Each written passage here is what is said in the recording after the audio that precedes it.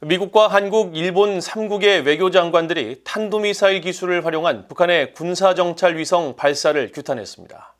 한국의 윤석열 대통령과 프랑스의 에마뉴엘 마크롱 대통령은 정상회담을 갖고 북한의 계속되는 핵과 미사일 도발에 대한 국제사회 공조 필요성을 재확인했습니다.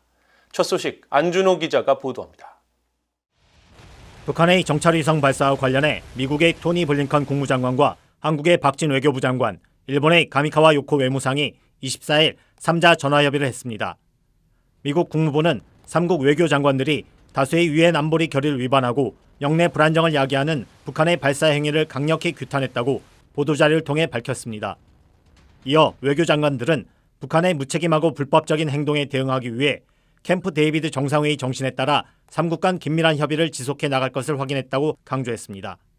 또 유엔 안보리 이사국을 포함한 국제사회가 북한의 조달 활동을 막고 불법적인 대량 살상 무기 및 탄도미사일 프로그램을 지원하는 자금 흐름을 차단하기 위해 협력해야 한다고 밝혔습니다.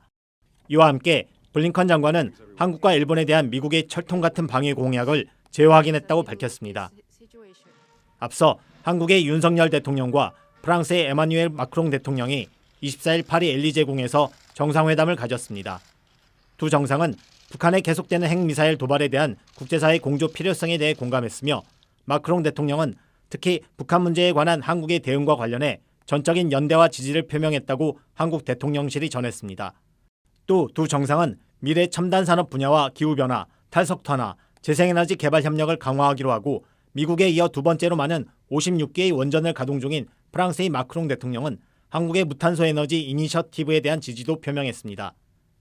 엘리제궁도 정상회담 이후 낸 성명에서 한국이 내년부터 유엔 안전보장이사회 비상임 이사국으로 활동한다면서 두 정상이 북한 문제와 우크라이나 지원 등 주요 현안에 대해 논의했다고 전했습니다.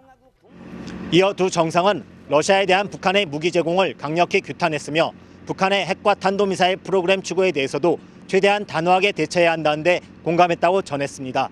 보헤이 뉴스 안준호입니다.